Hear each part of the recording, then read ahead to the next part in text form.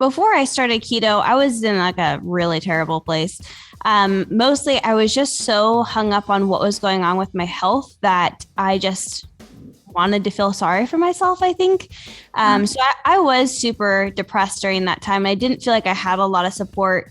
Then I met Robert and was seeing a whole bunch of doctors, and then we started keto, and everything just started getting a little bit better over time.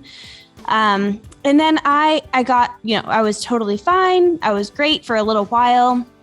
And I think the next time I really went through a good state of depression and anxiety mixed, it was the weirdest and worst experience, was after my show, which was also very hard because I had just won the show, but Robert and I got engaged on my show day. So I was also like planning a wedding and doing all these really awesome things, but I couldn't get out of my own head. And I was so like, Robert used to call me a zombie. He's like, you're walking around like a zombie. What's going on with you? And it was just like, I couldn't control my feelings. And I was like, I'm miserable, but I'm also happy.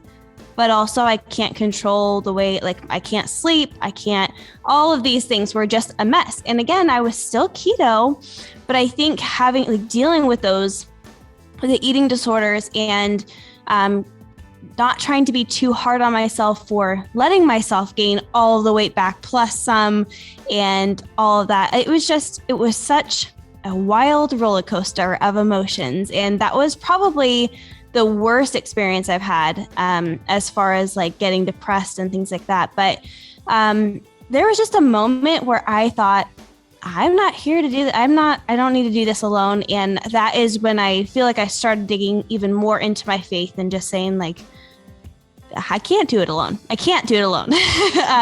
So this is kind of what I have to lean into. And I feel like that even started like a new journey for me and with Robert, and just digging more into the Bible and figuring out what Bible study I wanted to be a part of and things like that. Whereas before it was like, yeah, I mean, he's here, but I don't really like invest in that relationship, and I don't really pray that often and things like that. But during that time, it was like, this is my only way out. Like, this is my only option, just to get a grip on myself and realize that I have God. I have God to kind of reach out to. And I remember there was one specific night I went outside and I was listening. I was listening to my Bible in like the Bible app, whatever app it was at the time. And I was sitting in the back of Robert's truck, just like sobbing, because it was just like, I am here for you. I'm holding you. Like, I've got you, like over and over and over again.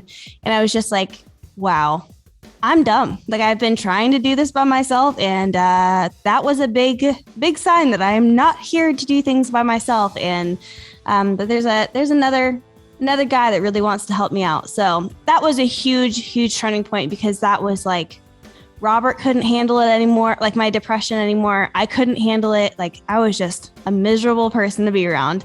And I tried to put a face on all the time, for our crew and everyone. I mean, nobody even knew how bad I felt, because I was so good at hiding it. But once I was just like home, it was like, nah, I'm not even going to try to pretend anymore. Poor Robert. But yeah, I think kind of getting a grip on my food, getting a grip on my faith, all of that kind of stuff. It makes everything easier. It makes everything like you have goals to work toward.